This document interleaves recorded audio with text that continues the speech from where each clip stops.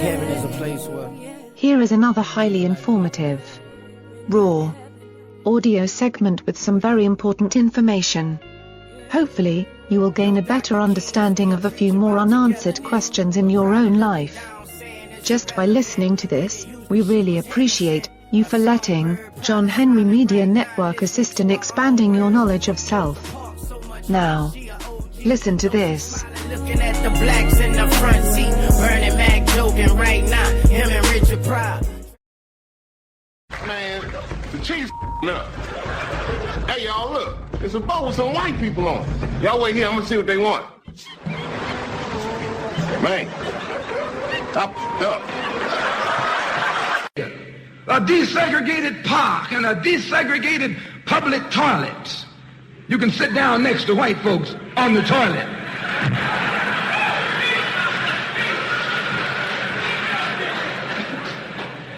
That's no revolution. I want to say a couple of things, and I really don't want you all to miss me before we get ready to go. My wife was here, and she was the president of the Association of Black Psychologists a couple of years ago, and she was responsible for taking about 500 people, including about 300 black psychologists, to Ghana, West Africa, for their national conference. The reason I point that out is because I want to say a couple of things, and I'm going to go out of bounds with what I have to say relative to what we've been talking about. First of all, I grew up in Brooklyn, and I saw, looking back on my life, I saw about 30 of my friends die, you know, getting shot, overdosing on drugs, any number of things that took them off the planet, you know, beautiful brothers. So as I started to become more conscious, I looked around, I started asking this very important question. I think the most important question that I ask myself and that you can ask yourself is why? And I wanted to find out what was going on. So I began to change. I began to examine everything. I don't like to use the word critically, but I started to really check things out. So I went through a very, very serious change. I mean, serious change.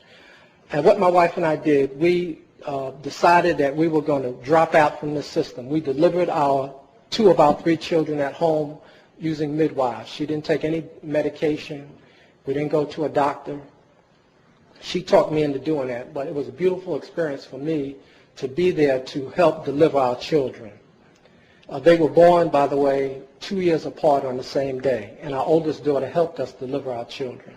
We also changed our diets.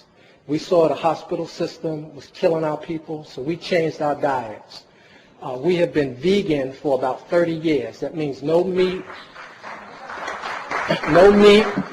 at all in any form, no dairy products, no sugar, no white flour, the same thing that Dr. Whitaker talked about. Because we understood that we were in a war, and I want to emphasize that to you. We are in a war. We left New York and went to North Carolina, and really it's on her again, we decided that we were not going to go in debt because the new form of slavery was economic slavery. We got some land, we're very fortunate, and we built our own house. We built a log house. It took us 16 months. We worked night and day, every day for the 16 months. And she was out there with a chainsaw in the cold and the rain, and we worked and we built the house so we would not have to give white people any money. I taught on the college level for a number of years at a so-called black college, and I'm down against black colleges. I'm going to tell you straight up, because some of the madness that's going on in these schools. But what I want to say is that there are 2 things going on the planet now. One is that when white people came to us and said, we're going to free you, we're going to emancipate you from the plantation, what they did was extended the boundaries of the plantation and made it an international plantation. Made us think that we were free.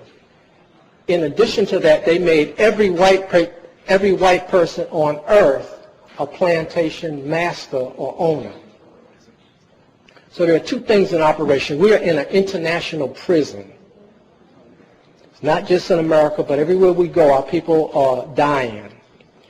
So the things that are in operation on this planet is that white people want to kill us. I want you to understand that. They want to kill you.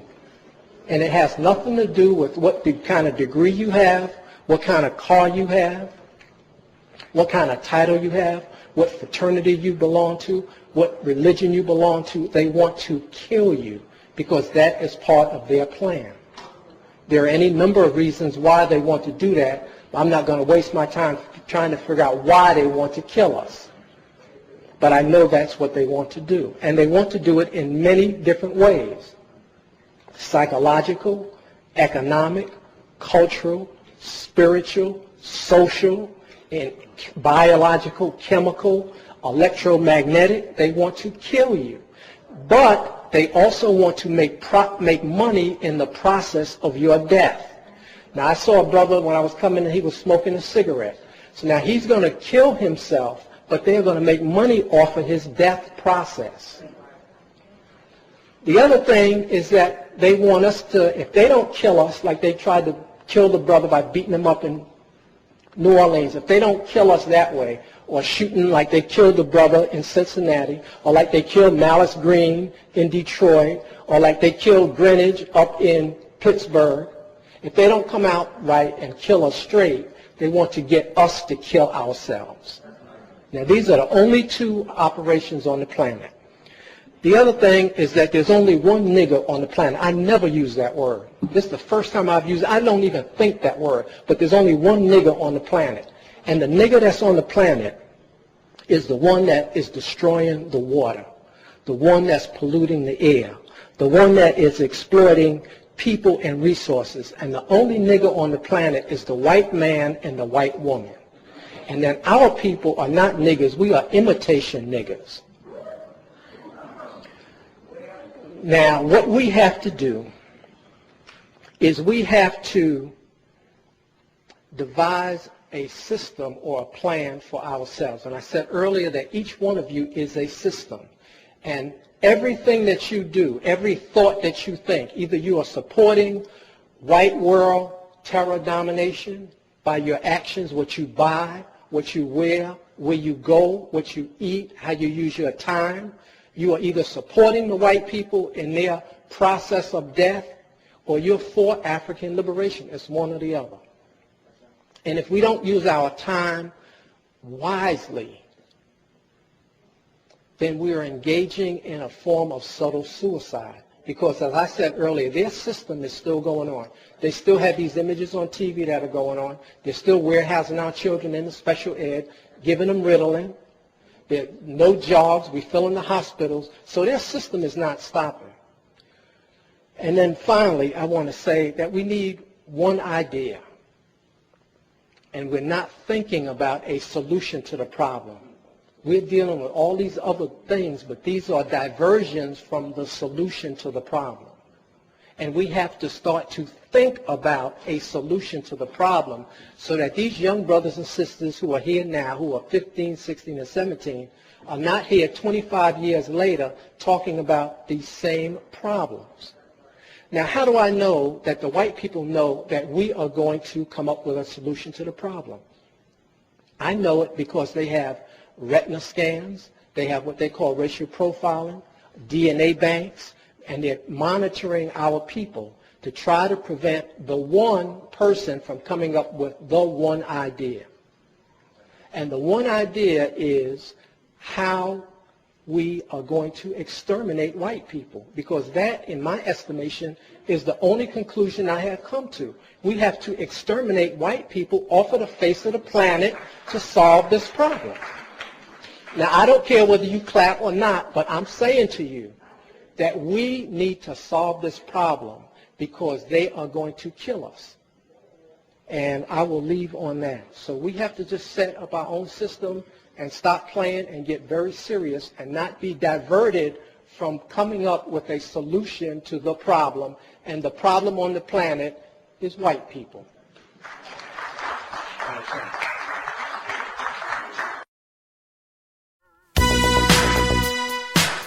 Stay tuned in. The next episode will begin soon. You have just heard another great and powerful message for our black community. brought to you by John Henry Media Network in the United States of America. This is the place for you, your family and friends to hear educational messages and music from other very important black people to help build a stronger and more revolution-ready Black America. Your message will awaken another sleeping giant. So, contact us today at jahu.enterprises@yahoo.com. I say again, that's jahu.enterprises@yahoo.com. Get your music or message heard by millions for another generous donation today. Weather's gone, the sun is shining.